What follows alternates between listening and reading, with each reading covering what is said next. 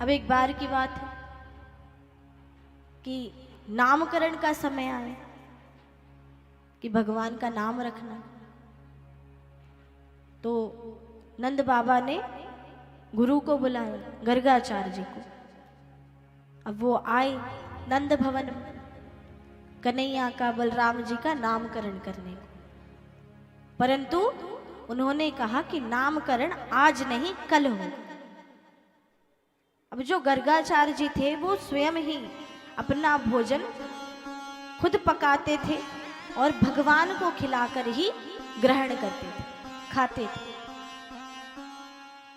तो गर्गाचार्य जी ने कहा कि मैं गायों की गौशाला में ठहर जाता हूं, मुझे कुछ चावल और दूध ला करके दे दो। गर्गाचार्य जी ने खीर बनाई और जाकर भगवान को भोग लगाया और कहा प्रभु आओ और भोग ग्रहण करो। तो हमारे छोटे से कन्हैया गुटैया गुटैया चलना सीखे थे। नंद भवन से गौशाला की ओर गए तो देखा कि गर्गाचार्य जी कह रहे हैं कि प्रभु आओ और भोग लगाओ। अब गर्गाचार्य जी के नेत्र तो बंद थे, प्रार्थना कर रहे थे कि भगवान आओ और आकर के भोग लगाओ। तो कन्हैया ने खीर का भोग लगाया। जैसे ही नेत्र खुले तो इतनी जोर से डांट लगाई और यशोदा मैया को बुलाया कि अरे यशोदा देख तेरे लाला ने क्या किया, भगवान का भोग खुद ही खा गया। तो यशोदा मैया कन्हैया को पकड़ के लेके गई और जाकर नंद भवन में छोड़ दी। अब फिर से गर्गाचार्य जी ने खीर बनाई, फिर भगवान के सामने लगाई और कहा कि प्रभु आओ और भोग लगाओ। फिर कन्हैया पहुंच गए और खीर चट कर डाली।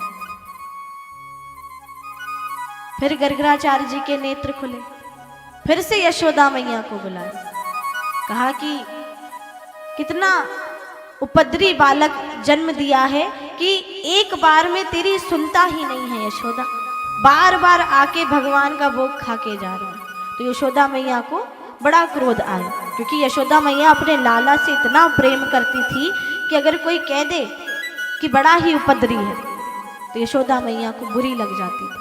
जिस प्रकार से हमारी माताएं होती हैं, अगर हमारी माताओं के आगे कोई व्यक्ति ऐसा कह दे कि अरे आपके बच्चे ने ये शैतानी की, तो माता तो लड़ने को तैयार कि हमारा बच्चा ऐसा कर ही नहीं सकता, आपके बच्चे ने कुछ किया हो।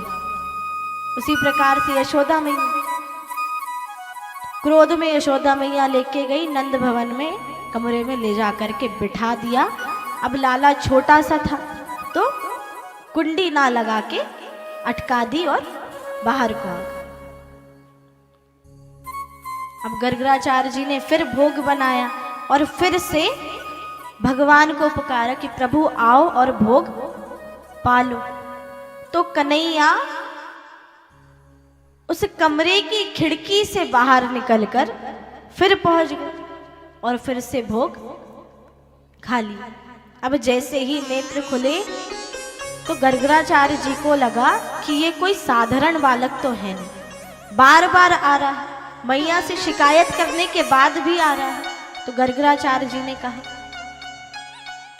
कि आप कौन हैं? मैं बार बार प्रभु को बुला रहा हूं, बार बार आप ही आ रहे हैं।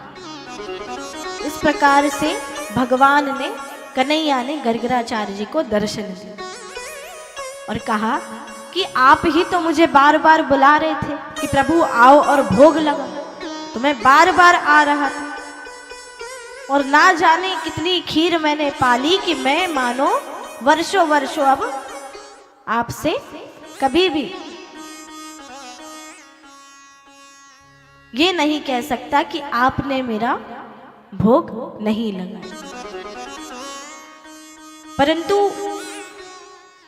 आप ये बात यशोदा मैया और नंद बाबा को मत बताइए, क्योंकि अगर उन्हें पता चल गया कि उनके यहाँ जो बालक है वो स्वयं ही भगवान है तो उनकी ममता भक्ति में पलट जाएगी।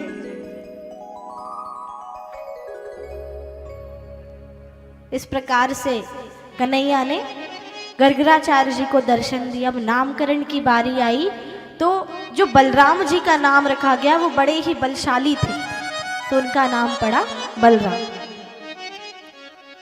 और यशोदा मैया कन्हैया को कन्हैया कहती थी, लाला कहती थी, परंतु जिस प्रकार से भगवान की लीलाएं थी तो भगवान कोई साधारण तो थे नहीं।